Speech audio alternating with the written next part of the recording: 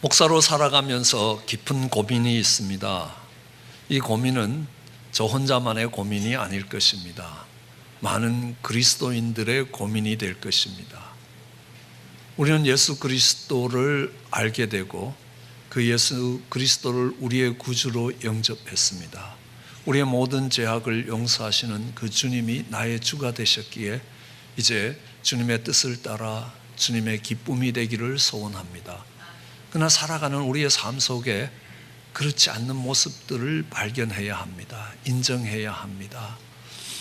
아내가 던지는 작은 한마디의 말에 마음이 다치고 대화의 문이 닫히는 것들을 경험합니다. 화가 나면 입에서 거친 말들이 나가는 것들을 경험합니다. 그뿐만 아니라 정말 무시하고 멸시하는 말 한마디를 들을 때에 자존심이, 독사가 그 뱀이 머리를 드는 것처럼 자존심이 올라오는 것들을 보게 되는 것입니다.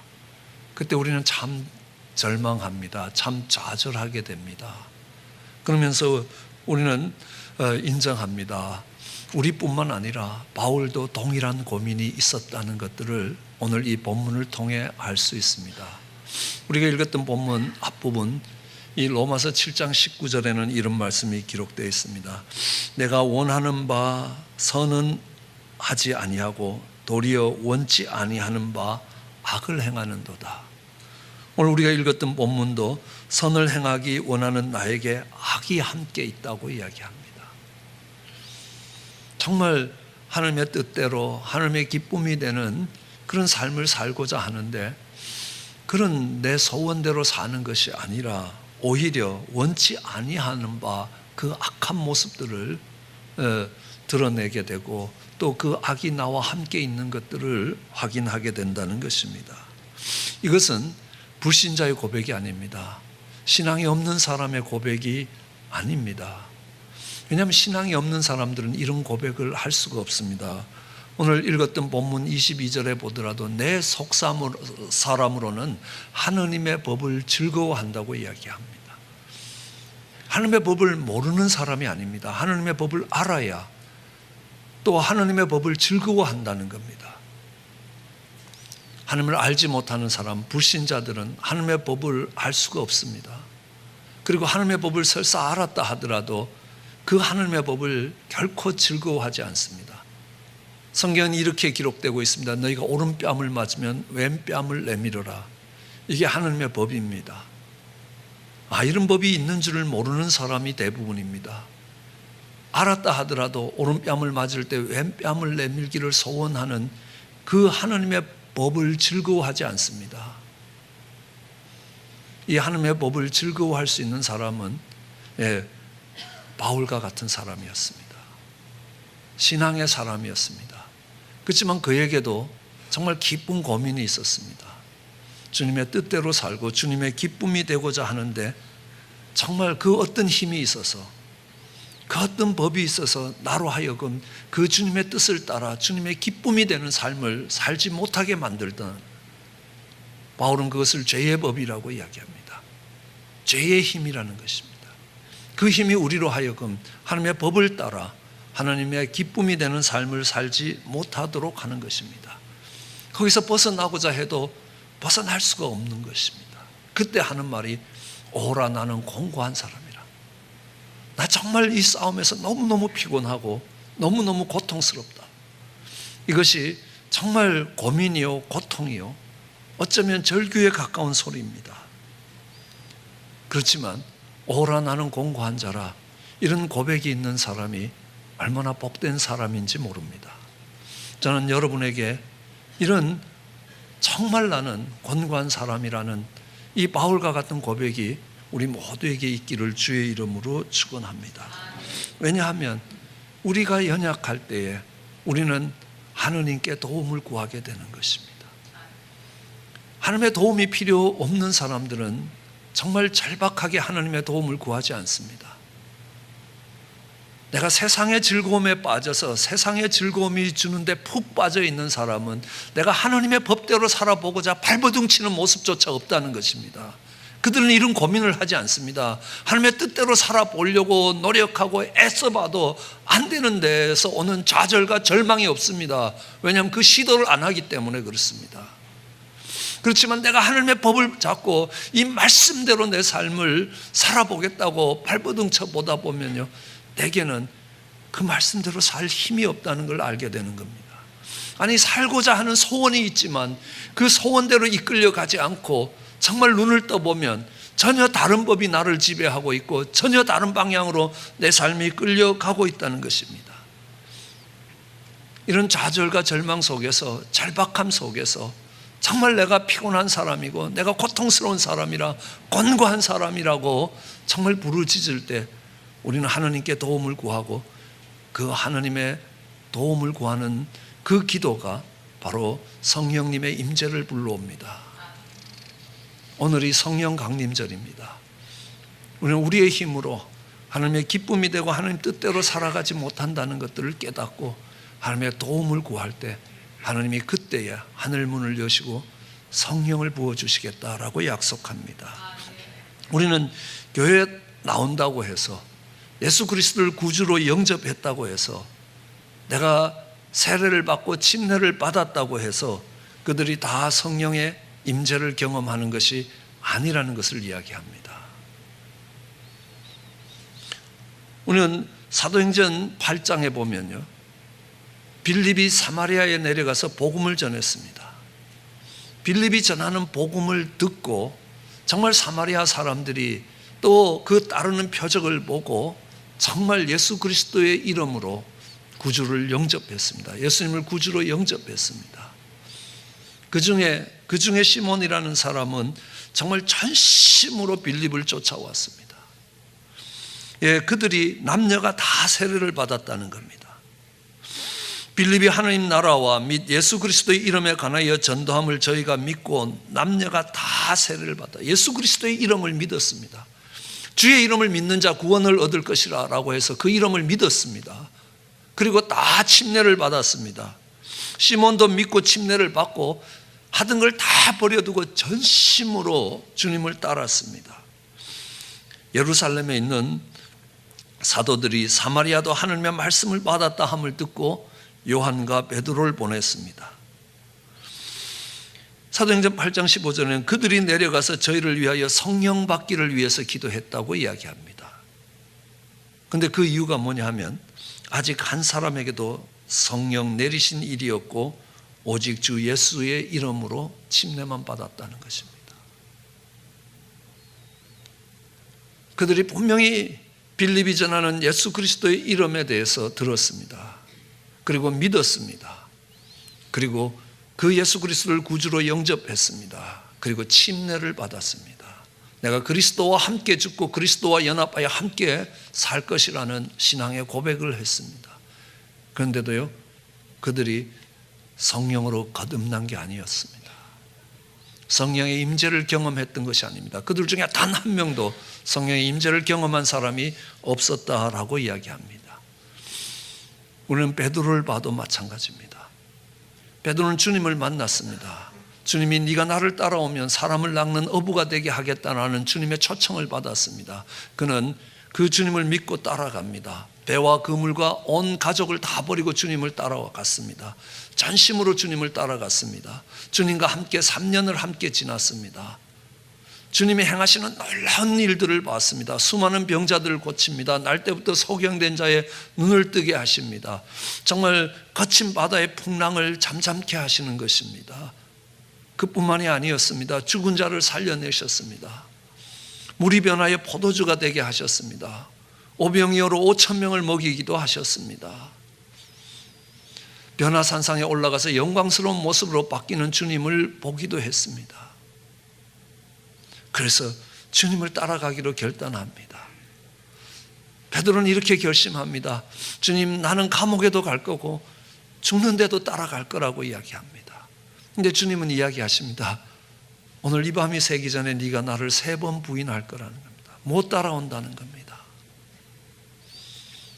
마지막 만찬을 제자들과 함께 나누시던 예수님이 정말 수건을 허리에 동이고 제자들의 발을 씻겼습니다. 그래서 베드로의 차례가 오니까 베드로가 안 됩니다, 주님. 왜냐하면 그 당시에 발을 씻기는 것은 종들이 하는 일이었습니다. 어째 주님이 제 발을 씻기겠습니까? 제가 주님의 발을 씻겨드려야 됩니다. 그래서 주님이 이야기합니다. 내가 네 발을 씻기지 않으면 네가 나와 아무 상관이 없다는 겁니다. 다혈질인 베드로가 그러시다면 발이 아니라 목욕도 씻겨주시라고. 그러니까 주님이 이야기합니다. 넌 이미 깨끗해졌다는 겁니다. 목욕할 필요가 없다는 겁니다. 이미 깨끗해졌다는 겁니다. 그리고 베드로는 두 주먹을 쥐고 감옥도 가고 죽는 데도 가려고 합니다. 나 주님의 뜻대로 살겠다는 겁니다. 나 주님의 기쁨이 되겠다. 그렇게 굳은 결심을 했지만요, 단 하룻밤이 가기 전에 그 결심이 무너진다는 사실입니다. 이것을 보면서 우리가 배울 수 있는 것이 무엇입니까? 그가 주님을 몰랐습니까? 주는 그리스도의 살아계신 하나님의 아들입니다라는 위대한 신앙 고백을 했습니다. 그의 주가 그리스도라고 고백하는 겁니다. 그렇지만 주님을 버려두고 도망가는 겁니다. 그랬던 베드로가 변화됐습니다. 주님처럼 십자가를 지고 그의 생애를 마칠 수 있었습니다. 전해지는 전승에 의하면 그 십자가를 질 때에 내가 주님과 같이 어찌 똑같이 십자가를 질 수 있겠는가, 내 십자가를 거꾸로 세우라 라고 해서 X 십자가가 됐다라고도 이야기합니다. 베드로가 어떻게 이렇게 바뀌었을까? 그렇게 주님을 3번 부인하던 이 베드로가 결정적으로 변화된 계기가 무엇인가? 저는 신앙생활을 시작하기 전에 코바디스라는 영화를 보면서 그 문제에 대해서 생각을 해봤습니다. 그래서 저 나름대로 이렇게 결론을 내렸습니다. 베드로는 부활하신 주님을 만났다. 분명히 예수님이 십자가에서 비참하게 죽으셨는데 그 주님이 살아나셔서 베드로 앞에 나타나셨다. 그러면요, 베드로가 얼마나 놀라겠습니까? 그리고 베드로도 이제 주님처럼 부활의 소망을 걸고 남은 인생을 걸어가야 되겠다 결심할 수 있겠다는 겁니다. 그는 가능한 설명이다. 그래서 내게도 주님이 나타나셔서 베드로에게 나타나신 것처럼 손을 내미시면서 나를 따라오라. 그러면 내가 따라갈 만한 용의가 있다는 겁니다. 그런데요, 실제 그런 일이 일어나도 못 따라갑니다. 신앙 안에 들어와서 성경을 읽으면서 그게 아니라는 사실을 알았습니다. 주님은 베드로에게 여러 번 나타나셨습니다. 그전에도 수많은 놀라운 사건들을 일으켰습니다. 그렇지만요, 결국 끝에 가면 베드로는 그물을 들고 옛날 직업으로 돌아갔습니다. 아무리 주님이 십자가에서 죽으신 주님이 눈앞에 와서 내가 네가 찾는 예수 그리스도다라고 이야기를 해도 내가 어젯밤에 너무 기도를 간절히 하다가 헛거봤구나 그러면 아무 소용이 없다는 겁니다. 그 부활하신 주님이 베드로에게 여러 번 나타나셔도 베드로의 삶이 결정적으로 달라지지 않았다는 사실입니다. 언제 베드로의 삶이 결정적으로 달라졌습니까? 마가다락방에서 성령 받고 달라졌습니다. 우리는 여기서 알 수 있습니다. 정말 우리의 성도로서의 그리스도인으로서의 참된 변화는, 결정적인 변화는 어디서 오느냐? 성령 받을 때 온다는 것입니다. 그런데 우리는 생각해 봐야 합니다. 어떤 사람이 성령을 받느냐는 것. 어떤 사람에게 성령이 임하시느냐는 것. 우리는 살아가면서, 인생을 살아가면서 눈으로 보는 세상이 전부가 아니라는 걸 알 때가 있습니다. 저는 언젠가 무당이 시퍼런 칼이어서 춤을 추는 걸 봤습니다. 저거 사기라고 생각을 했습니다. 그래서 가까이 가서 칼날을 만져봤습니다. 칼날이 시퍼렇게 날이 갈려 있습니다. 종이를 대니까 종이가 그 자리에서 잘라지는 겁니다. 그런데 그는 맨발로 그 위에서 춤을 추는 겁니다. 이거는 물리법칙으로 설명이 되지 않습니다. 우리가 눈으로 보지 못하는 영적인 세계가 있다는 것들을 인정해야 되는 겁니다. 만일 우리가 우리의 눈으로 보는 세계가 전부가 아니라 영적인 세계가 있다는 데 대해서 깨달음이 오면 우리는 그 영적 세계를 다스리는 하느님 아버지를 찾게 되는 겁니다. 그 하느님 아버지를 만나고 하나님께 가까이 가면 그 빛 대신 하느님 앞에 서면 설수록 우리는 우리가 얼마나 죄인이라는 것들을 알 수 있습니다. 내 평생 살아온 길이 다 죄뿐이라는 겁니다. 사람이 하루에 10,000가지 생각을 할 때도 그 중에 9,800가지 생각이 죄악된 생각이라는 겁니다. 그 중에 1%만 우리 마음에 남는다 하더라도 하루가 지나면 98개의 죄악이 쌓이는 겁니다. 우리 인생은 그런 인생이라는 겁니다. 우리가 지은 죄들이 없어집니까? 우리가 죄를 지었다고 정말 마음이 무거워서 착한 일을 한다고 그 죄가 없어지느냐? 아닙니다.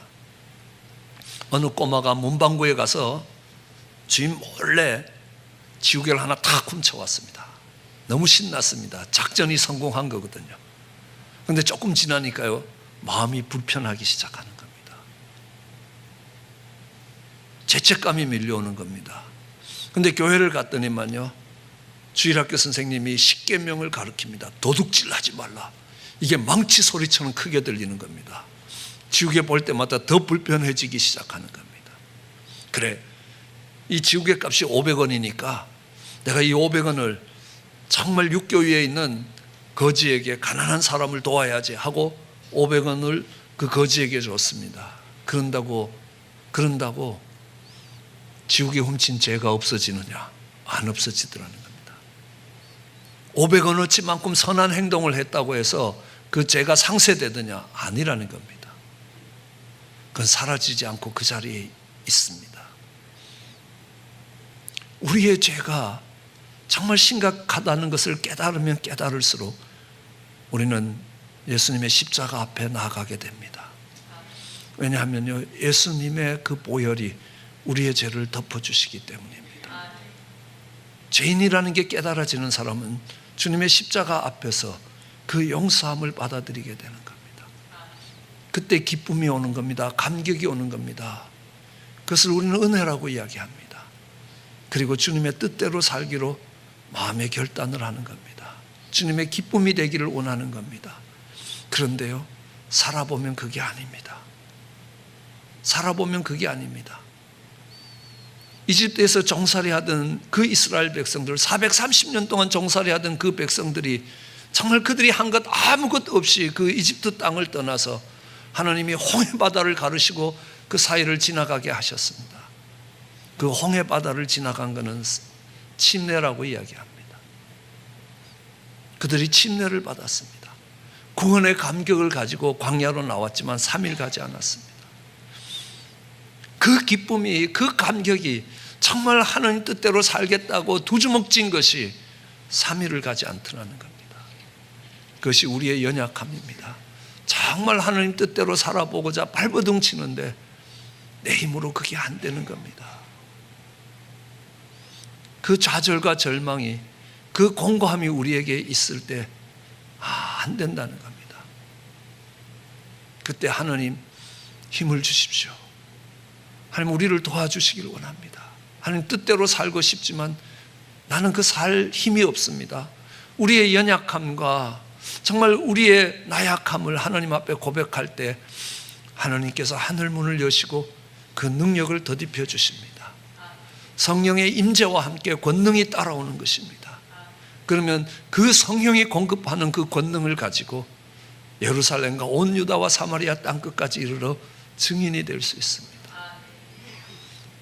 우리는 어떤 사람이 성령의 임재를 경험할 수 있느냐? 정말 하나님 뜻대로 살고자 하는데 아무리 노력을 해도 그 뜻대로 살아갈 수 있는 힘이 내게 없다는 것, 그것 때문에 고통스러워하고 그것 때문에 괴로워할 때에 그 절박한 심령을 가지고 하나님께 구하면 하나님께서 들으시겠다고 이야기합니다. 네가 구하면 얻을 것이라는 겁니다. 찾으면 찾을 것이라, 두드리면 열릴 것이라. 구하는 이마다 받게 될 것이고, 찾는 이에게 찾게 될 것이고, 두드리는 이에게 열릴 것이라는 겁니다. 너희가 악할지라도 자녀에게 좋은 거 줄 줄 알지 않느냐는 겁니다. 알을 달라 하면 정갈을 주겠느냐? 하물며 천부께서 구하는 자에게 성령을 주시지 않겠느냐. 그 구하는 자에게 성령 주시겠다는 겁니다. 그 구하는 비유를 위해서 그 말씀 앞에 누가복음 11장 5절은 이렇게 이야기합니다. 멀리서 친구가 찾아왔습니다. 그 친구 줄 빵이 없습니다. 양식이 없습니다. 가진 게 아무것도 없습니다. 그래서 옆에 있는 옆집을 찾아갑니다. 문을 두드립니다. 정말 빵을 좀 달라고. 한 시간이 지났으니까 내일 아침에 오라는 겁니다. 안 가고 계속 두드리니까 나와갖고 빵을 주면서, 야, 내가 너 이웃집에 사는 친구라서 주는 것 아니라 네가 하도 땡깡을 놓으니까 내가 준다. 그렇게 구하라는 겁니다. 그럼 하나님이 성령을 주시겠다는 겁니다. 그럼 어떤 사람이 그렇게 구하겠습니까? 이것 아니면 안 된다는 절박함이 있는 사람들이 그렇게 구하게 되는 겁니다. 성령 받아도 좋고 안 받아도 좋고 내가 살아가는데 아무 지장이 없다고 생각하는 사람, 그렇게 절박하게 구하지 않습니다. 내 힘으로는 아무것도, 온 친구를 먹일 수 있는 내 능력이 아무것도 없다는 겁니다. 그런 절박함 속에서 간절히 구하게 되는 겁니다. 그러기에 그 절박함이 있는, 나는 정말 공고한 자라고 고백하는 바울의 고백이 얼마나 복된 고백이 되는지 모릅니다. 세상의 즐거움에 빠져 있는 사람은요, 내가 하나님 뜻대로 살고자 하지도 않고 그 하나님의 뜻대로 살고자 노력해도 안 된다는 좌절과 절망에 고통스러워하지도 않는다는 겁니다. 그렇지만 그 절박함이 있는 그들에게 하나님이 가장 좋은 것으로 성령을 부어주시겠다는 겁니다. 성령이 그렇게 임재하시는 겁니다. 구약의 오순절, 구약의 성령 강림절도 그렇습니다. 이스라엘 백성들이, 종살이하던 이스라엘 백성들이 이집트를 떠나 나왔습니다. 홍해를 지나왔습니다. 침례를 받고 홍해를 빠져나왔습니다. 그리고 그들은 점점 남쪽으로 내려왔습니다. 그들이 가야 될 목표 지점은 동북쪽에 있었습니다. 그렇지만 그들은 점점 동남쪽으로 내려와서 시내산이라는 곳에 내려왔습니다. 여기서 한 걸음 더 내려가면 바다입니다. 다르게 이야기하면 더 이상 내려갈 곳이 없을 만큼 바닥으로 내려왔습니다. 그때에 그들은 하나님께 부르짖었습니다. 저는 이런 표현을 쓰기를 좋아합니다. 앞발 뒷발 다 들었다는 것입니다. 우리는 우리의 결심을 가지고, 우리의 노력을 가지고 하나님이 약속하신 그 젖과 꿀이 흐르는 언약의 땅으로 갈 능력이 없다는 겁니다. 하나님이 말씀하시는 복된 삶을 살 수 있는 능력이 우리에게 없다는 겁니다. 그들이 두 손을 들었을 때에 하늘 문이 열렸습니다. 그리고 성령의 임재가 있었습니다. 우리는 뭔가 할 수 있는 것이 아니라는 겁니다. 내가 하나님 뜻대로 살려고 해도 안 되는 그 좌절 속에서 다시 한번 하나님께, 하나님이 공급하시는 힘으로 살 수 있는 능력을 달라고 부르짖는 것입니다. 성경은 약속합니다.